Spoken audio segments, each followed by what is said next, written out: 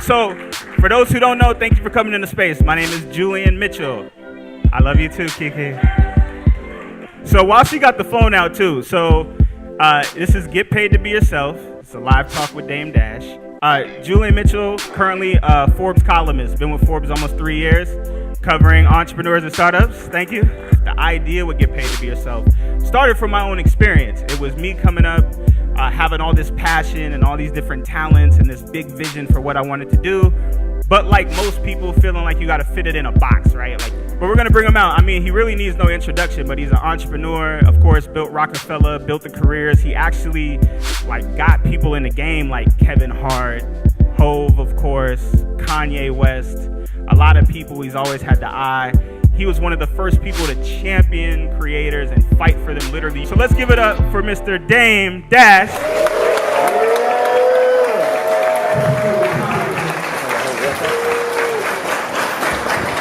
Give it up. You've always been, like we just mentioned, a champion for creators and the thinkers, the people who actually do the work and make things move. Well, I always understood what corporate did. They exploit. When I was in a corporate scenario, I didn't go under the normal conditions. I didn't work for them. They were my partners. But I saw how they were acting, how they were treating the rest of the culture. So I took joy in punishing them for trying to exploit artists so much. Right. So it'd be like, I'm not going to be here. It was like as if I was a criminal and I had criminal friends and I was running to jail. So all my friends that were criminals would be able to do whatever they want to do. And any injustice that would never happen on my watch. But I would enjoy that because what would happen is I would see them misleading people. See, what corporate does is they mislead you. Basically, they're just leveraging your effort. But if you could do the effort, why not own it? Right. So they make you believe that, that you need them, that you need a boss, that you need to work for them. You don't need to own this. You need to pay their kids' bills instead of your own. One of the things about it, though, is you can see that confidence made them uncomfortable. Like that ability, that knowing what you were worth. It was the exposure. They were stealing, and I was like, yo, I caught your hand in the cookie jar. And they don't know it, but I do.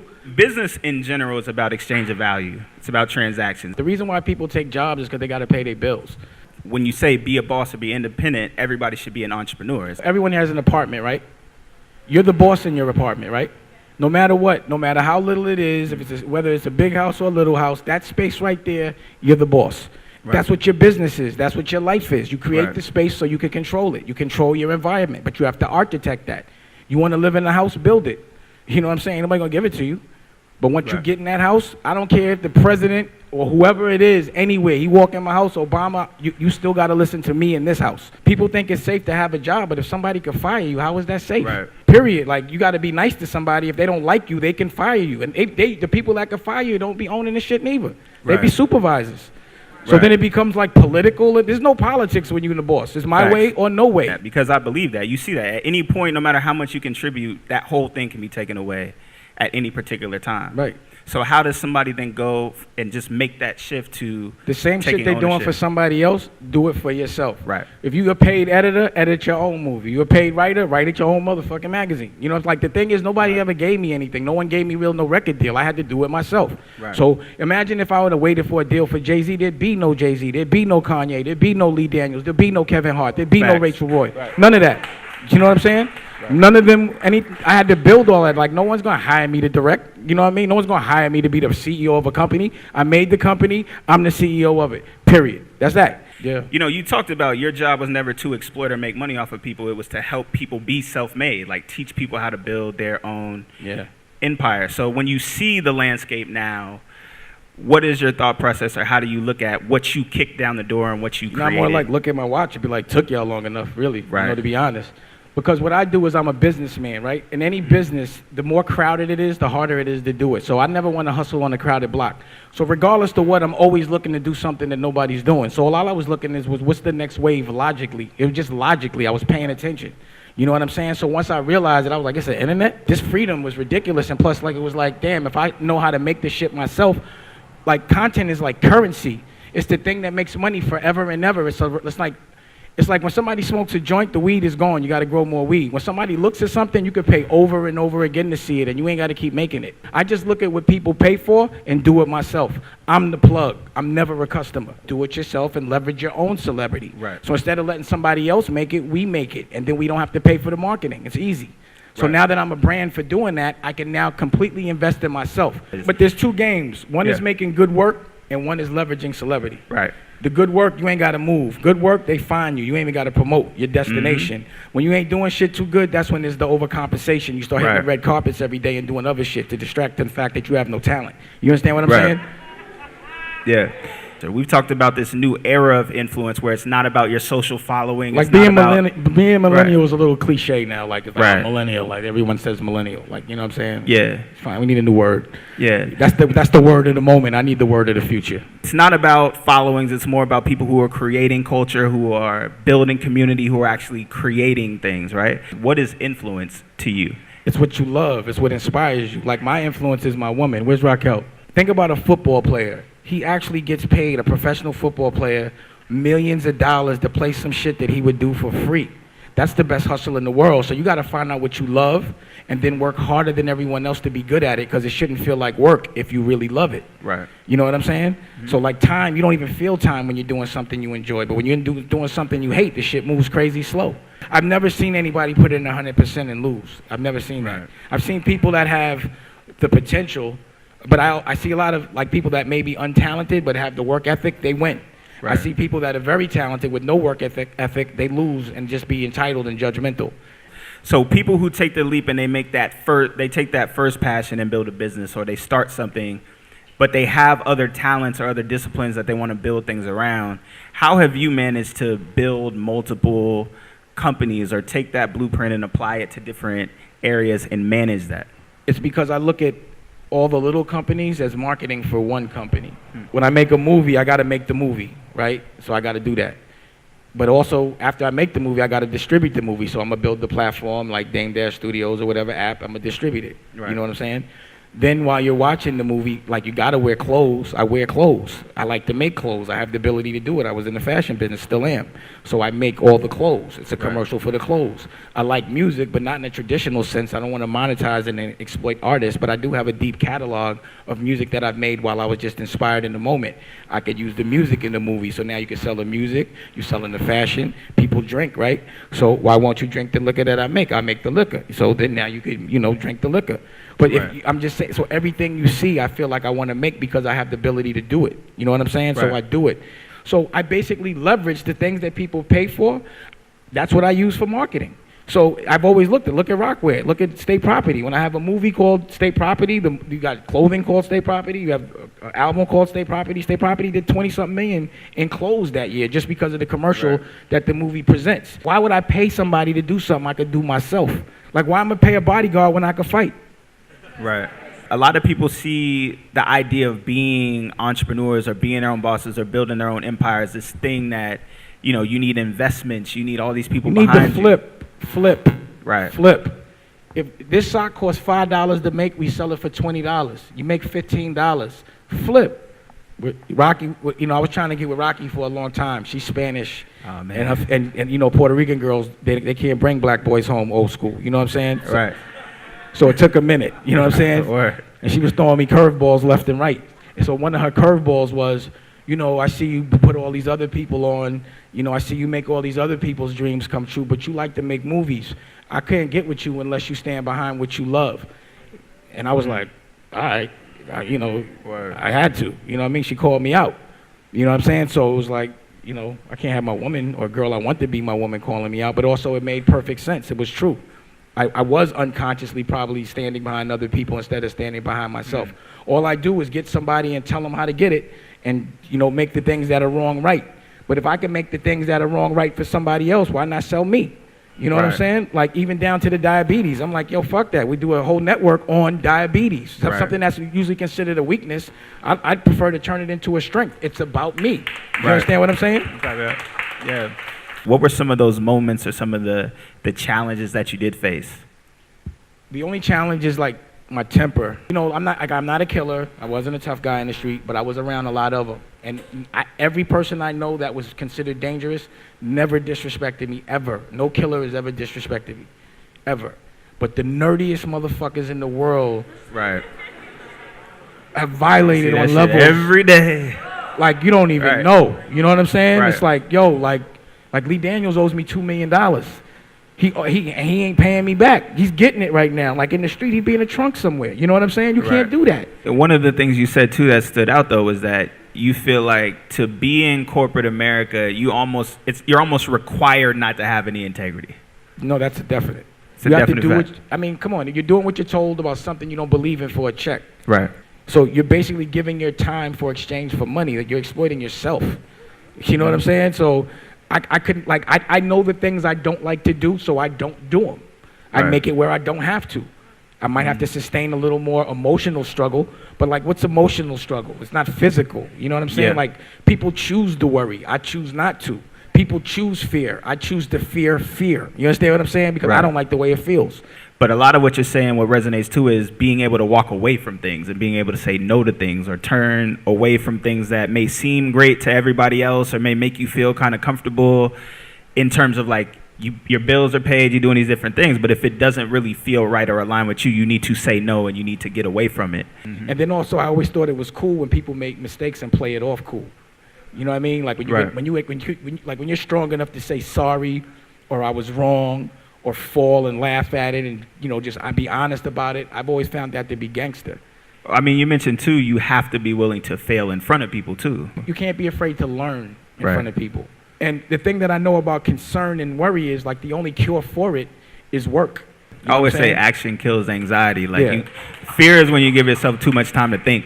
If you have enough time to be thinking, then you ain't working. Right. What does it truly mean to be independent? Just to be able to do whatever I want to do whenever I feel like it.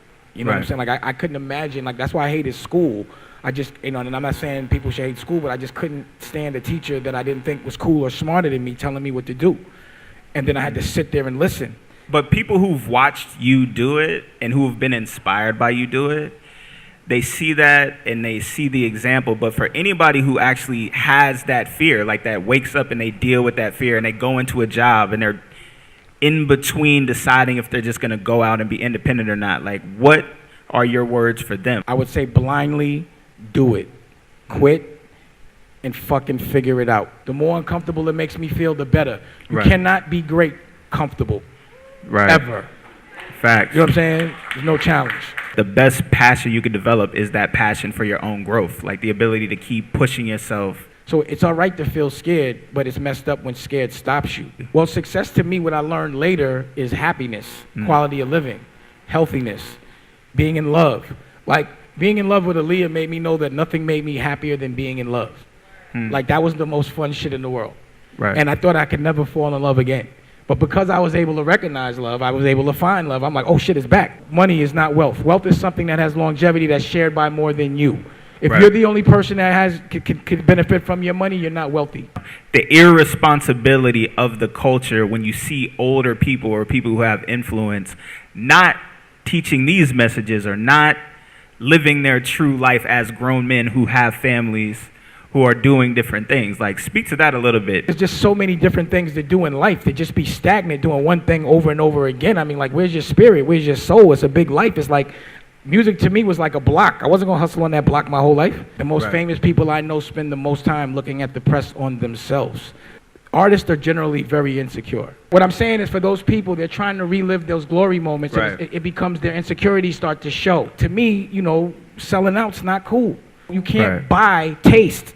If everybody likes something, then I feel foolish liking it less. If everybody's doing something, I don't want to do what everybody's doing unless it's classic. When you make content, you have to be able to distribute it. If nobody sees it, you can't monetize it. And it makes no sense to put the money up to make it and then have to kiss somebody's behind to distribute it. So I had to make my own distribution. So with the power of the internet, I just made my own Netflix, which is Dame Dash Studios or Hulu, and I put different channels there. So I got a direct connection with everyone in here that wants it without any middleman because of the power of these apps. Having these apps and talking directly to your consumer cuts the middleman out, and you always are in control of your distribution. Distribution is key. Instagram is distribution. Twitter is distribution. YouTube is distribution. Any way that someone could get to you direct and you can sell them something direct is distribution, and your margin is double. Right. I'm going to do it according to what is real. Perception is not really monetizable so much. It's not sustainable. But reality, that's what you have to invest in. You don't invest in a perception. I don't want to be in a circle where a car impresses you or some sneakers. I want to be in a circle where being modest about your money and making a lot of it is impressive.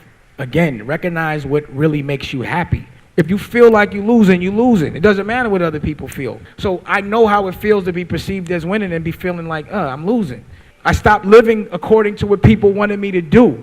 I started living according to what actually made me happy. Like if you're in a situation that don't make no sense, then get out of it. Don't make it make sense. 1 + 1 always equals 2. If you're not happy, change your life. But you're not worried about what you put in your body. You're going to put some shit that, that other people make. Right. And then on a corporate level, you don't trust corporate, but you buy corporate food. Makes no sense. Mm-hmm. Doesn't add up. The reason why diabetes is about to be 1 out of every 3 is because the #1 killer or cause of diabetes and cancer is meat. Bad food is comforting. We've been brainwashed so much into thinking that everything bad is good and that everything good is bad. Anything you invest in now will reflect in what you want to be in your future. So you got to think about what you want to look like in your future. So we're going to open it up for Q&A. Natalia, where's Natalia? Oh, she's right here? Oh, you got to get the oh, you are? All right. Who's got a question? Yeah, I got you. What up, Damon? I just want to appreciate you for coming out and, giving us this game. My name is Frazier. You're diabetic, but what are some of your daily practices to keep your health in check and your mindset? Being diabetic means no stress. You see, I keep a puppy around me all the time, a beautiful woman. I don't work with men that much. You know what I'm saying? If I have to, I will, but, it makes no sense. I want to get shit done. You know what I'm saying?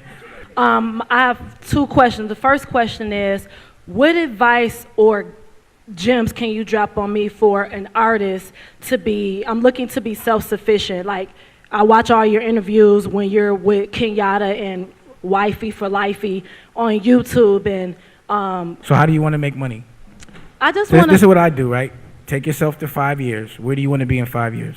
See, the thing about it is, to shoot a movie, you need a script, right? You can't just freestyle it.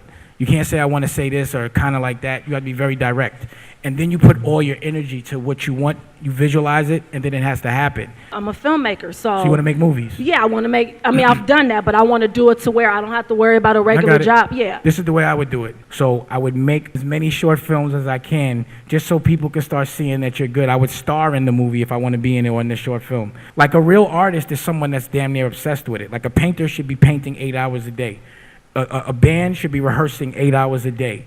If you're a businessman, you should be doing your business 8 hours a day. So if you're focused on something and you're doing it 8 hours a day, then you're doing it at a professional level, but you got to know what you focused on, and then you can take things into your own control. It doesn't happen overnight.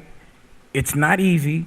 Expect pain, expect anxiety, expect everything to go wrong, and just be cool. Breathe easy, and then just see it out. Because a lot of people start but don't finish when things don't happen the way. It's never going to happen the way you want it to happen, ever. And if it does, do not trust it. It's the devil. All right, we got the next question over here.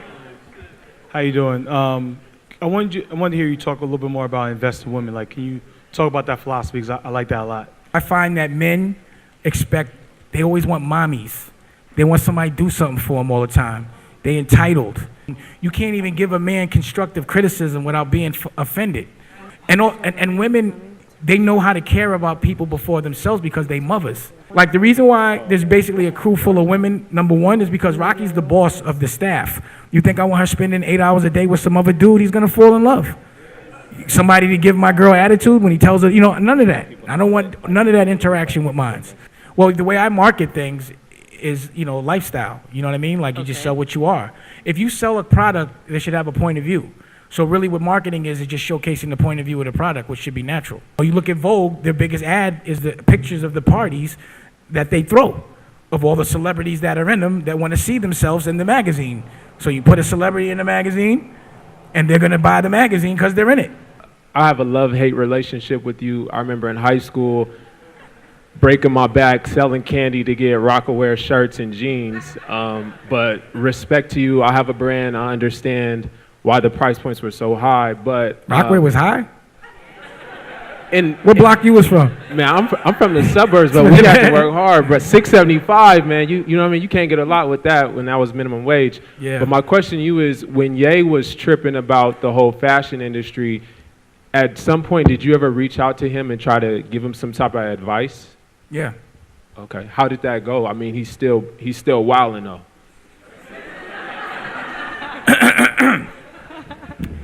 So the advice that I would give anybody is that, number one, fashion is cash intensive. You have to have a deep pocket for fashion.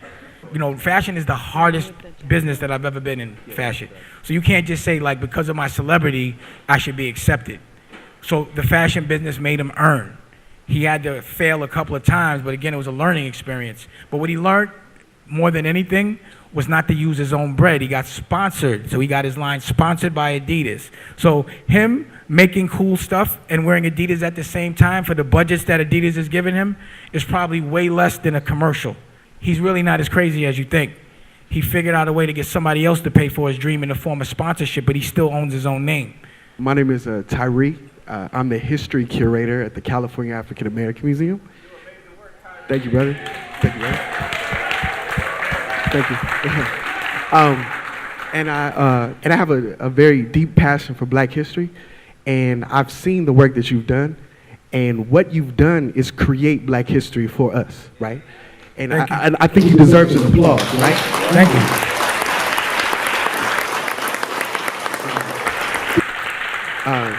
Because 20 years from now, 30 years now, you will be in our textbooks as an entrepreneur and an innovator for the culture and architecture. That's why I documented it. Yeah, I appreciate that. When I collect art, my agenda is to put my stuff in museums at some point. You know what I'm saying? That's why I create art, so it can be showcased, you know, in the right way. The only thing that I hope happens that doesn't happen to every other artist that's been appreciated is that I can be appreciated before I die as opposed to after. So if I would say invest in anything, and it's hard to just get in that game, I would say get into the content business and get into the cannabis business and pay attention to this diabetes business because it's affecting the rest of the world, the whole world. Is it best to have your hands in many markets or just focus solely on one? As a business, I would never put all my eggs in one basket, but it's like something got to be paying the bills. And that's another thing. I don't think it's bad for people to have jobs. I think sometimes at some point you have to have a job. Right. But while you have that job, don't spend the money on looking good. Spend it on having a business and putting it into your dream. I don't think it's bad to have a job. I think it's just bad to have a job and not be investing in yourself at the same time. Right. That's what I'm saying. All right, so let's give it up for Damon one last time. Give it up for yourself. Give it up for yourself.